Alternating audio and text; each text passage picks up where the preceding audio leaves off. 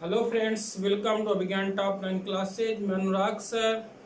आज आपके लासा मासा के चैप्टर में क्या पढ़ने जा रहे हैं? दो संख्याओं का गुणनफल।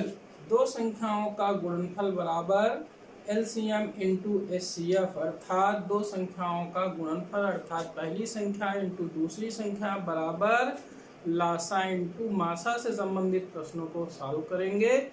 तो देखते हैं हमारा पहला क्वेश्चन क्या है।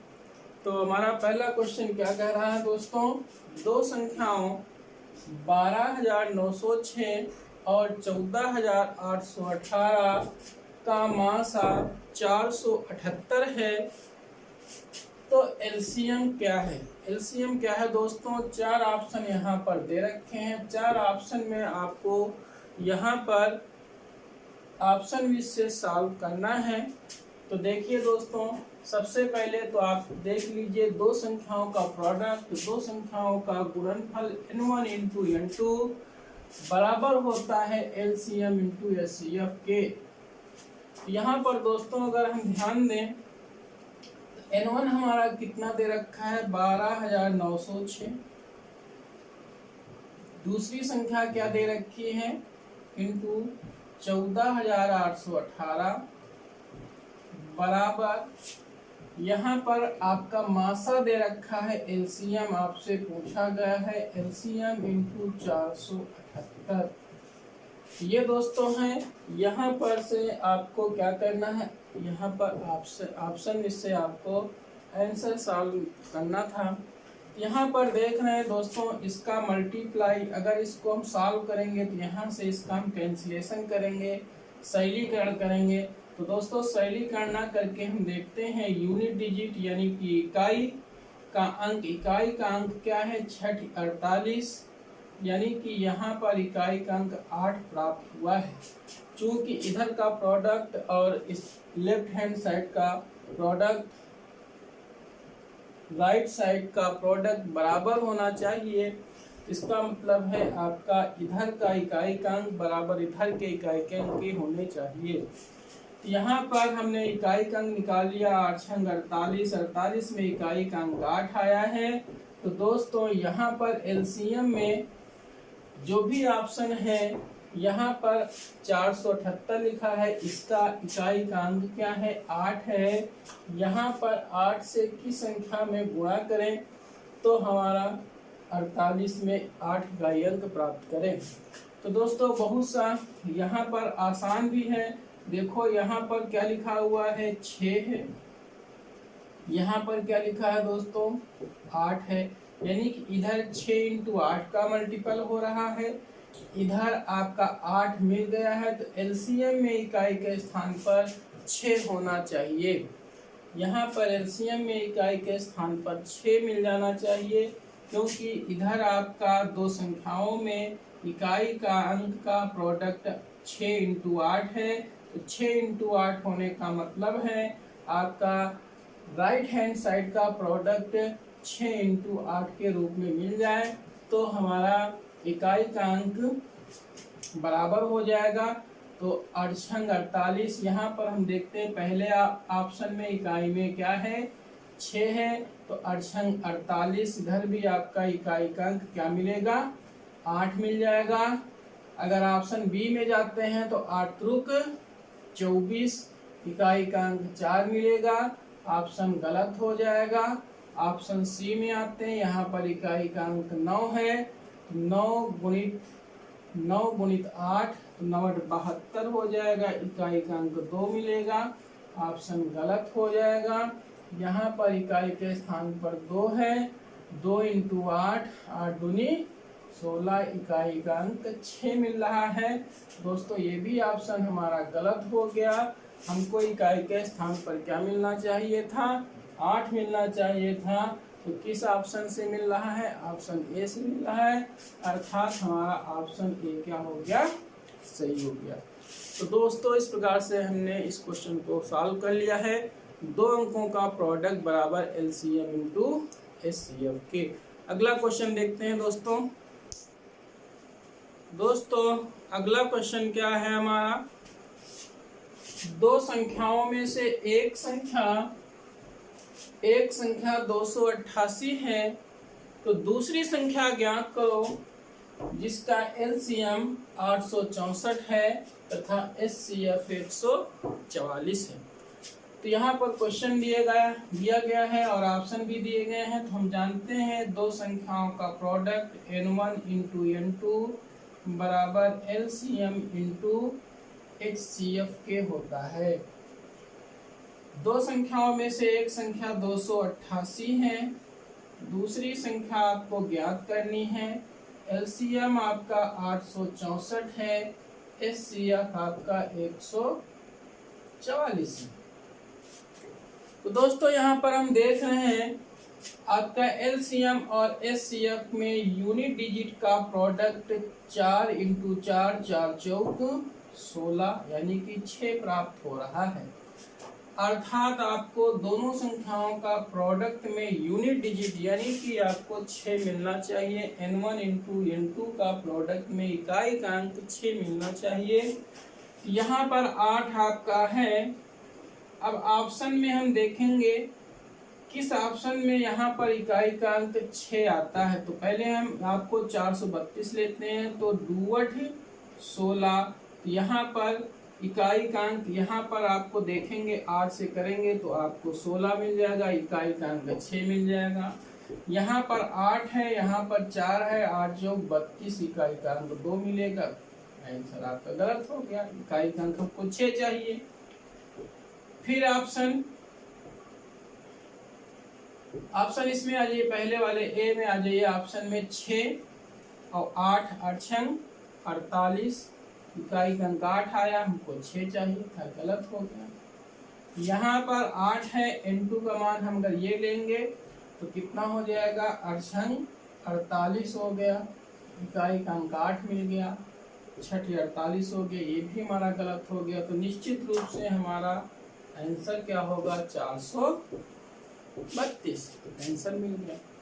दोस्तों अगर हम कैलकुलेशन भी कर लेते तो बहुत आसान था। यहाँ पर देख रहे थे 144 दूनी हमारा कितना होता है, 288 होता है। और 2 से इधर कैंसिलेशन कर देते, 2 चौको 8, 2 तिया 6, 2 दूनी 4, 432 मिल गया था। जो कैलकुलेशन आसान है उसको हम आसानी से कर सकते हैं, जो कैलकुलेशन हमारा हार्ड होगा उसको हम यूनिट डिजिट से हल कर लेंगे। तो दोस्तों इस प्रकार से हमारा ये भी क्वेश्चन हो गया है। अब हम अगले क्वेश्चन की ओर चलते हैं। दोस्तों हमारा अगला क्वेश्चन क्या है, 2 द्विअंकी यानी कि 2 डिजिट नंबर में होनी चाहिए। 2 द्विअंकी संख्याओं का एलसीएम और एचसीएफ 480 और 16 है, यानी कि एलसीएम 480 है और एचसीएफ कितना है, 16 है। तो संख्याएं क्या हैं, यानी कि जो भी आपके पास संख्याएं मिलनी चाहिए वो द्विअंकी होनी चाहिए, यानी कि 2 अंकों वाली होनी चाहिए। यानी कि आपको जो भी संख्या होनी चाहिए 99 के अंदर होनी चाहिए, ठीक है। तो यहाँ पर देखते हैं हमारे पास ऑप्शन जो दिए गए हैं वो 2 अंकी ही आपके पास ऑप्शन में दिए गए हैं। कोई 3 अंक वाला ऑप्शन आपको नहीं दिया गया है। तो हमको 2 अंकी या 3 अंकी से कोई मतलब नहीं रह जाता, हमारे पास चारों ऑप्शन 2 अंकी वाले ही हैं। अब हम यहाँ पर देखते हैं एलसीएम और एचसीएफ दिया गया है, यानी कि n1 इंटू n2 का प्रोडक्ट क्या होता है, एलसीएम इंटू एचसीएफ के होता है, ये हम जानते हैं। तो यहाँ पर आपको n1 इंटू n2 बराबर एलसीएम कितना है, 480 है, इंटू कितना हो गया, 16 है।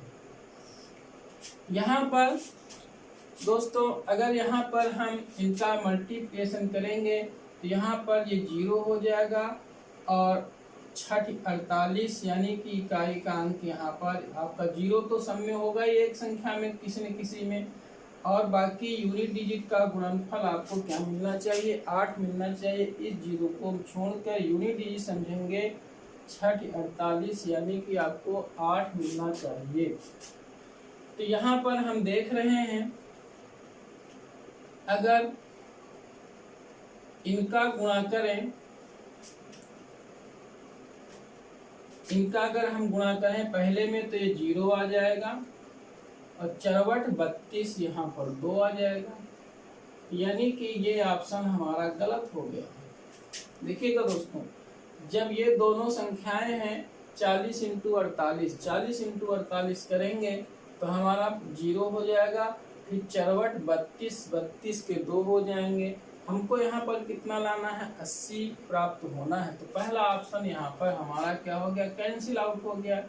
दूसरे ऑप्शन में ये n1 इंटू n2 करेंगे तो n1 इंटू n2 करने पर 0 तो मिलना ही मिलना है।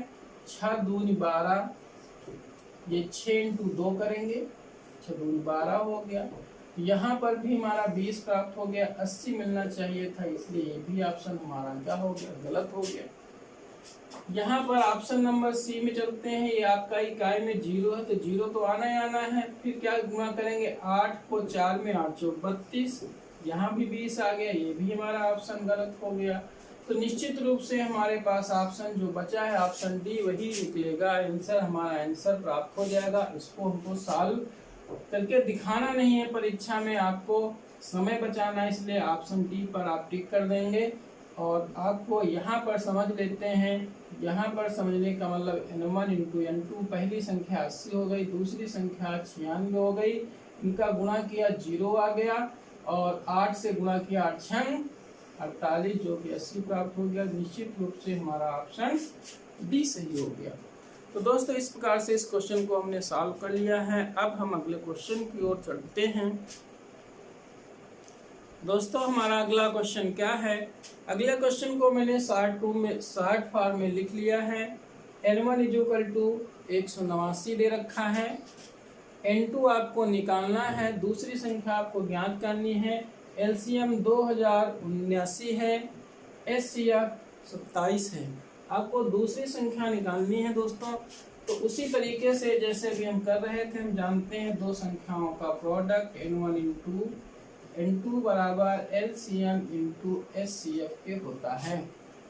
यहाँ पर पहली संख्या 189 दे रखी है, दूसरी संख्या आपको फाइंड आउट करनी है। LCM आपका 2079 है और SCF आपका 27 है। तो दोस्तों यहाँ पर हम देख रहे हैं LCM और SCF का यूनिट डिजिट का मल्टीप्लिकेशन 9 सते 63, यानी कि 63 में इकाई का अंक क्या प्राप्त हुआ, 3। 9 सते 63 में इकाई का अंक क्या प्राप्त हुआ, 3। तो निश्चित रूप से हमारा इधर भी दोनों संख्याओं का गुणनफल में भी इकाई का अंक 3 प्राप्त होगा। तो देखते हैं किस ऑप्शन में 3 प्राप्त होता है। यहाँ पर ऑलरेडी 9 आपका इकाई का अंक लिखा हुआ है, तो 9 को हम यहाँ पर ऑप्शन में इकाई के अंक में गुणा करेंगे। तो पहले में करते हैं 9 सते 63, ऑप्शन ए में आते हैं 9 सते 63, तो इकाई का अंक प्राप्त हो गया 3, हमारा ऑप्शन ए हो सकता है। अब हम चलते हैं ऑप्शन बी में, तो 9 गुणित 4 चौक 36, इकाई का अंक आ गया 6, हमारा ऑप्शन गलत हो गया। ऑप्शन में इकाई का अंक 3 आना चाहिए। अब यहाँ पर हम आते हैं ऑप्शन सी में, 9 81 में इकाई का अंक 1 आ गया, हमें 3 मिलना चाहिए था, ये भी ऑप्शन गलत हो गया। यहाँ पर ऑप्शन डी में आ जाते हैं, 9 54 में इकाई का अंक 4 प्राप्त हो गया है, इसलिए ये भी ऑप्शन हमारा गलत हो गया, क्योंकि हमको इकाई का अंक 3 प्राप्त होना था। किस ऑप्शन में आया है, ऑप्शन ए में। ऑप्शन ए हमारा सही हो गया है। तो दोस्तों इस प्रकार से हमने इस क्वेश्चन को भी सॉल्व कर लिया है। अब हम अगले क्वेश्चन की ओर चलते हैं। दोस्तों हमारा अगला क्वेश्चन क्या है, दो संख्याओं का गुणनफल दिया गया है, n1 इंटू n2 बराबर दिया गया है 4107 दिया गया है, दो उनका मल्टीप्लाई करके दे दिया गया है 4107, यानी दोनों संख्याओं का गुणनफल दिया गया है, जिसमें से उसका HCF दिया गया है 37। LCM आपसे पूछ रहे हैं LCM क्या है। तो दोस्तों जैसा कि हम जानते हैं दोनों संख्याओं का गुणनफल n1 इंटू n2 बराबर क्या होता है, LCM इंटू SCF के होता है। तो दोनों संख्याओं का गुणनफल 4107 दे रखा है, बराबर LCM आपको फाइंड आउट करना है। HCF आपका कितना है, 37 है। यहाँ पर दोस्तों दोनों संख्याओं का गुणनफल दिया गया, इसलिए इकाई का अंक क्या मिलना चाहिए, 7 मिलना चाहिए। यानी कि यहाँ पर हम L के स्थान पर जो भी 4 ऑप्शन दिए गए हैं, L क्या है, LCM है, हमारे पास 4 LCM दिए गए हैं, यहाँ पर रखेंगे और गुणा करके देखेंगे किस संख्या में हमें इकाई का अंक 7 प्राप्त होता है। यहाँ पर देखते हैं इकाई का अंक क्या है, 7 है। 7 को हम पहले ऑप्शन में इकाई के अंक में गुणा करेंगे, 7 पचे 35। इकाई का अंक कितना प्राप्त हुआ, 5 प्राप्त हुआ। इकाई का अंक कितना चाहिए था, 7, इसलिए ये ऑप्शन हमारा गलत हो गया। अब यहाँ पर ऑप्शन बी में आते हैं। ऑप्शन बी में इकाई का अंक क्या लिखा हुआ, 1 गुणित कितना हो जाएगा, 7 बराबर कितना हो गया, 7। हमारा ऑप्शन बी हो सकता है, हमारा ऑप्शन बी हो सकता है। अभी आगे चेक कर लेते हैं। ऑप्शन सी में चलते हैं। इकाई का अंक कितना है, 7 है। यहाँ पर आपके पास इकाई का अंक कितना है, 7 है। 7 7 49 हो गया। इकाई का अंक 9 मिल गया, इसलिए हमको मिलना कितना चाहिए था, 7 मिलना चाहिए था, इसलिए ये भी ऑप्शन हमारा गलत हो गया। अब यहाँ पर हम आते हैं। यहाँ पर इकाई का अंक कितना है दोस्तों, 1 है। यहाँ पर इकाई का अंक 7 है। 1 × 7 बराबर 7। यानी कि हमारे पास 2 ऑप्शन मिल गए हैं जो हमारे ऑप्शन हो सकते हैं, ऑप्शन बी और ऑप्शन डी। इन दोनों में इकाई का अंक कितना प्राप्त हो रहा है दोस्तों, 7 प्राप्त हो रहा है, अर्थात हमारा या तो बी होगा या तो ऑप्शन हमारा डी होगा। अब हम कैसे काम करें, कैसे फाइंड आउट करते हैं, तो दोस्तों यहाँ पर हम देख लेते हैं। 101 लिखा हुआ है, 101 लिखा हुआ है। अगर L के स्थान पर हम क्या रखें, LCM हम अगर 101 रखें दोस्तों, 101 गुणित 37 करें, तो यहाँ पर 101 का मतलब है 100 + 1। यानी कि अगर हम इसको 100 + 1 कर लें और इंटू 37 कर दें, ये हमारा 100 में गुणा करेंगे तो 3700 हो जाएगा, 1 में करेंगे तो 37 आ जाएगा। यानी कि हमारा 3737 प्राप्त होगा, जो कि हमारा गुणनफल कितना प्राप्त होना चाहिए, 4107 प्राप्त होना चाहिए। मिल कितना रहा, 3337 मिल रहा। इसलिए निश्चित रूप से हमारा ऑप्शन डी नहीं होगा, इसलिए हमारा ऑप्शन कौन सा होगा, ऑप्शन बी 111 होगा, 111 होगा दोस्तों। इस प्रकार से इस क्वेश्चन को मैंने सॉल्व किया है। अब हम अगले क्वेश्चन की ओर चलते हैं। अगला क्वेश्चन क्या है दोस्तों, यहाँ पर दिया गया है 2 संख्याओं का गुणनफल दे रखा है, 1280 दे रखा है। HCF कितना दे रखा है, 8 दे रखा है। LCM आपको ज्ञात करना है। 4 ऑप्शन यहाँ पर आपको दिए गए हैं। यहाँ पर हम लोग जानते हैं कि 2 संख्याओं का प्रोडक्ट N1 × N2 बराबर क्या होता है, LCM × HCF के होता है। तो दोनों संख्याओं का गुणनफल दे रखा है, 1280 दे रखा है। LCM कितना है, 8 है। और HCF कितना है, HCF आपका 8 है। LCM आपको फाइंड आउट करना है, LCM आपको निकालना है, HCF 8 है।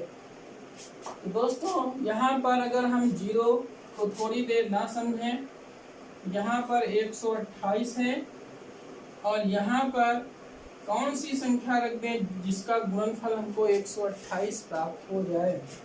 यहाँ पर हम देख रहे हैं 16 8 128 होते हैं। यानी कि यहाँ पर अगर हम 16 और यहाँ पर चूंकि 0 था इसलिए 160 रख दें, तो हमारा कितना हो जाएगा, 16 8 128 इसके बराबर हो जाएगा 1280 बराबर कितना हो जाएगा, 1280 प्राप्त हो जाएगा। तो निश्चित रूप से हमारे पास ऑप्शन कौन सा आएगा, ऑप्शन ए निकलेगा।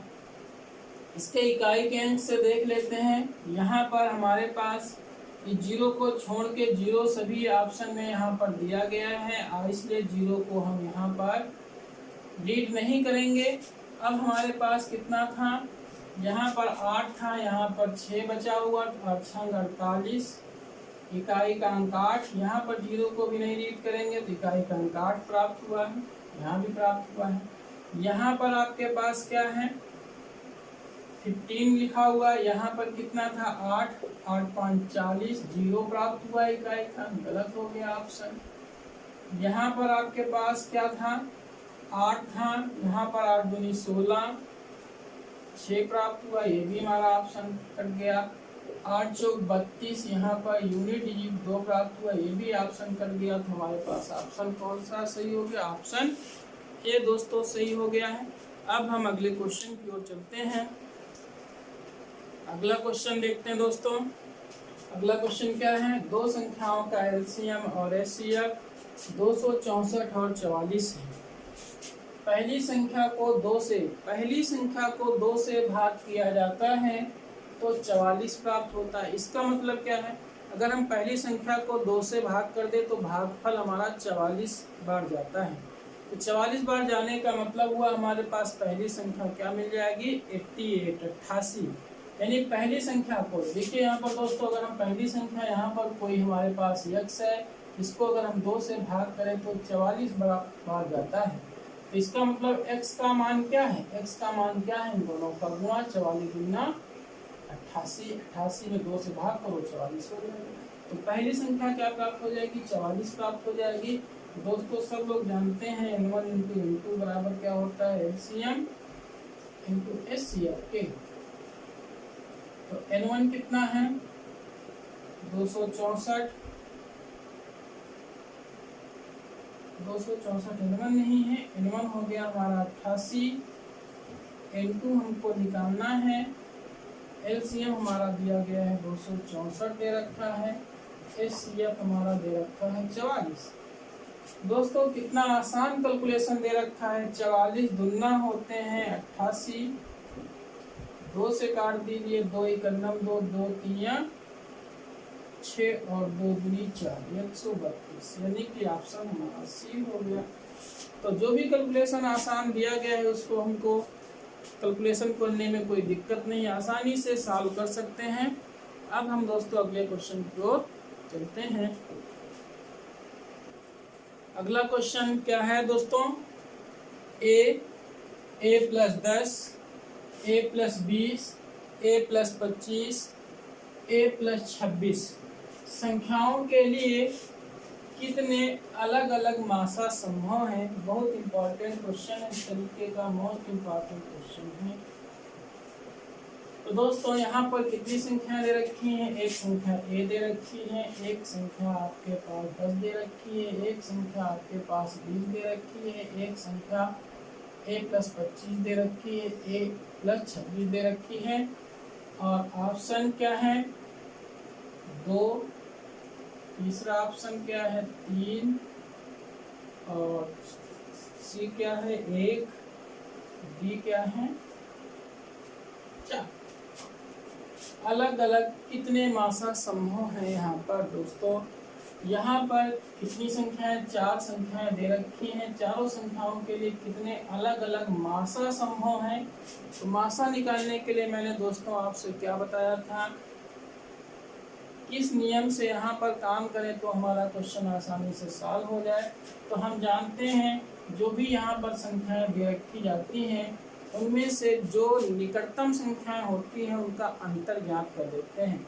तो यहाँ पर निकटतम संख्याएं देख रहे हैं कौन सी? हमारे पास a प्लस 25 है और हमारे पास क्या है? a प्लस 26 है।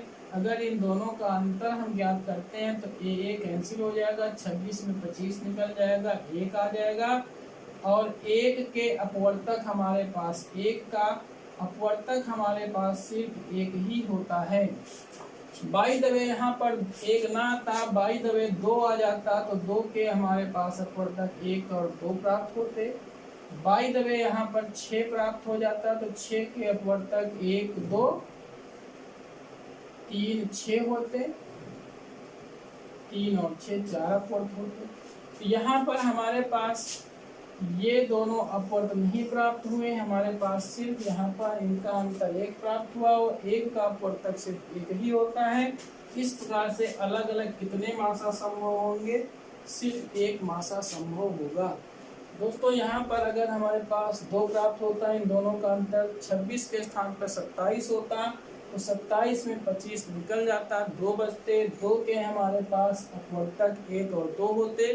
तो हमारे पास अलग अलग 2 मासा यानी कि 1 और 2 यानी कि 2 प्राप्त होते। अगर यहाँ पर इनका अंतर 6 प्राप्त होता, तो 6 के हमारे पास 4 अपवर्तक थे, अलग अलग हमारे पास कितने यहाँ पर मासा संभव होते, 4 मासा संभव होते, 1 2 3 4। तो इस प्रकार से दोस्तों इस प्रश्न का आंसर क्या है, a+25 a+26 का अंतर कितना आया, 1 1 का हमारा एक ही अपवर्तक होता है, इसलिए हमारे पास अलग अलग मासा कितने संभव होंगे, 1 मासा यहाँ पर संभव होगा। इस प्रकार से आज के लिए इतना ही दोस्तों, तब तक के लिए जय हिंद जय भारत।